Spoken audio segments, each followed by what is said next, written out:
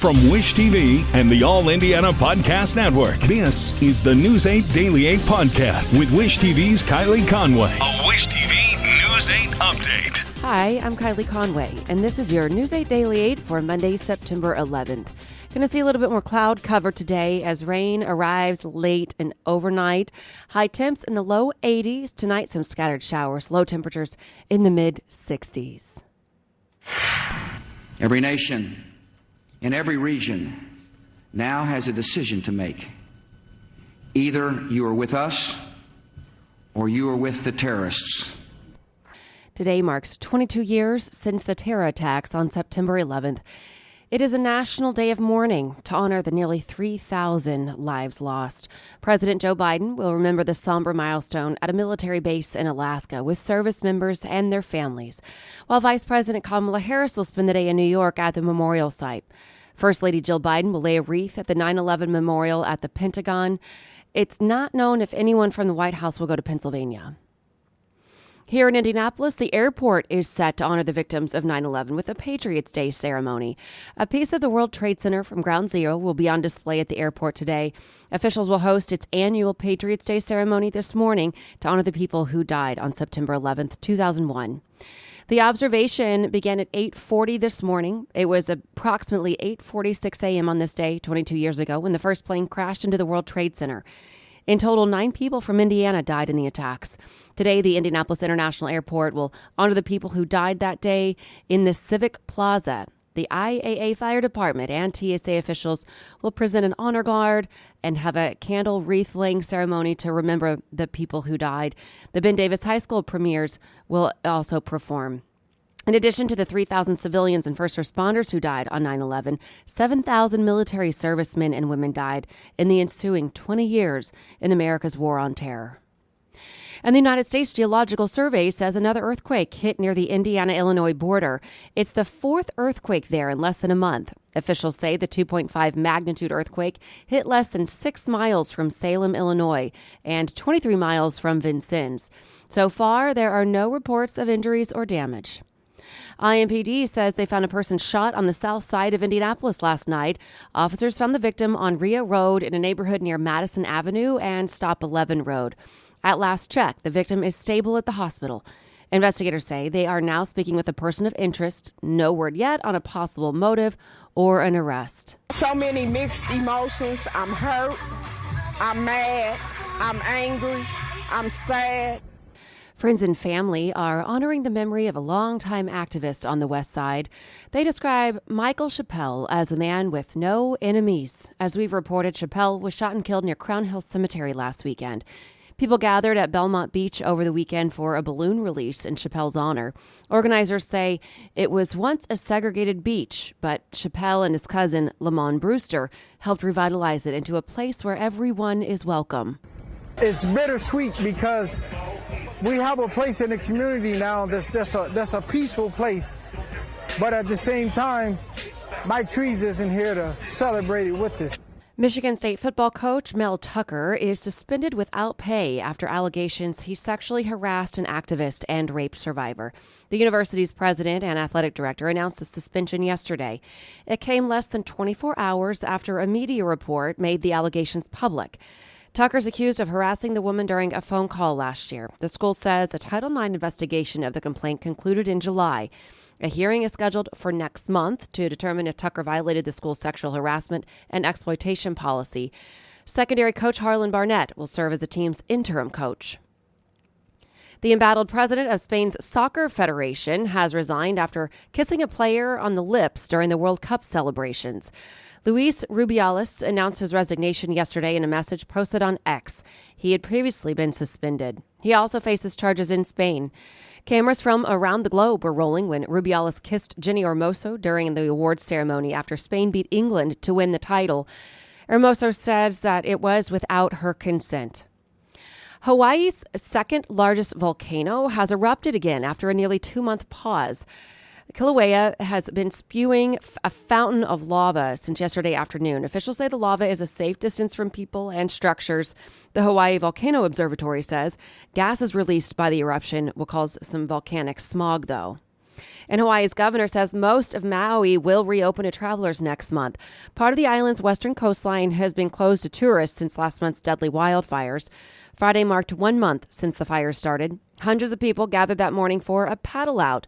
Organizers say the group paddled in the water for hours to honor what they lost and celebrate what they still have. Look at this. If you don't understand or even comprehend what aloha is, this is true aloha. This is just our way as Hawaiians, non-Hawaiians, just everyone to come together, put their differences aside, and just take a moment to reflect about everything that we've been through, everything we're going through, and everything we're going to continue to do to build Lahaina back.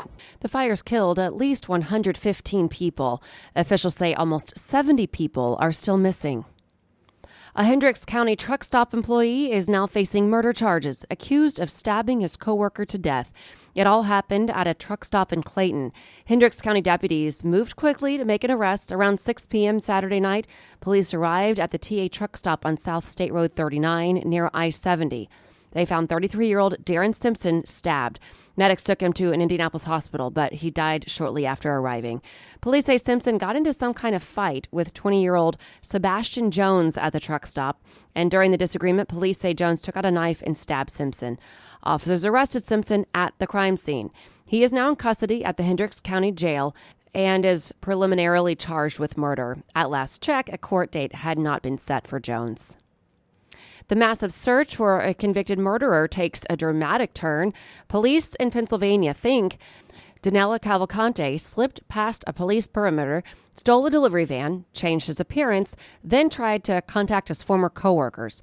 Pennsylvania State Police say they spotted Cavalcante more than 20 miles from the search area over the weekend, signaling he somehow got past the hundreds of officers looking near Longwood Gardens. Police say Cavalcante stole the van Saturday night, then drove to an acquaintance's home. The home's Ring doorbell camera captured Cavalcante. Authorities say they're doing their best to bring him in. Cavalcante escaped from the Chester County Prison by crab walking up between walls on August 31st. A $20,000 reward is offered for anyone who has information that leads to his arrest. The Moroccan parliament is scheduled to meet and create a government fund to respond to Friday's historic earthquake. Officials say the disaster killed more than 2,100 people and say that number will likely rise. Search and rescue efforts are underway. Emergency responders are digging through the rubble in an effort to find any survivors. The quake destroyed buildings and homes, forcing many people to sleep in the streets. Aid offers are pouring into the country from around the world. Morocco's Interior Ministry says it will accept help from Spain, Qatar, Britain, and the United Arab Emirates. It bypassed offers from France and the United States. We're working expeditiously to ensure American citizens in Morocco are safe, standing ready to provide any necessary assistance to the Moroccan people as well. We've made that offer. The United Nations estimates 300,000 people are affected by the earthquake. Updated COVID-19 vaccines could be coming soon. Pfizer, Moderna, and Novavax are all waiting for FDA approval on new vaccines that have been tweaked to better match the evolving virus. Experts say FDA approval is likely to happen within days. Then the CDC must sign off before the updated vaccinations can start. A CDC advisory panel is slated to meet tomorrow to make recommendations on how to best use the shots. A view into tennis's present and future highlighted this year's U.S. Open finals. On the men's side, Novak Djokovic defeated Daniil Medvedev in straight sets to win. The victory added to his record of major singles championships won, now sitting at 24. He's celebrated by donning a T-shirt reading Mamba Forever in tribute to his late friend Kobe Bryant. 19-year-old Coco Gauff also made history with her finals victory. She came back from an early deficit to defeat Aryna Sabalenka in 3 sets to win. It's Gauff's first Grand Slam title. She's also the first American teenager to win the U.S. Open since Serena Williams in 1999. To the Colts, the team opened the new era with a tough loss against the Jacksonville Jaguars at home. Colts haven't won a home opener since 2013. That's when rookie quarterback Anthony Richardson was just 11 years old. Richardson debuted at Lucas Oil Stadium Sunday. He got the first touchdown of his NFL career in the second quarter. He connected with wide receiver Michael Pittman Jr. for another one to tie the game at 14. The Jags did eventually get the lead. They won 31-21. Head coach Shane Steichen says the team can't lose on turnovers. You got to be efficient throwing the ball. You got to maintain possession. You can't turn it over like we did 3 times and lose a turnover battle. It's hard to win in this league when you turn it over. I thought our defense overall played solid. They took the ball away. They play hard. They put us in, positions. We got to be better. I got to be better offensively. Our Andrew Chernoff has the team's reaction from Lucas Oil Stadium.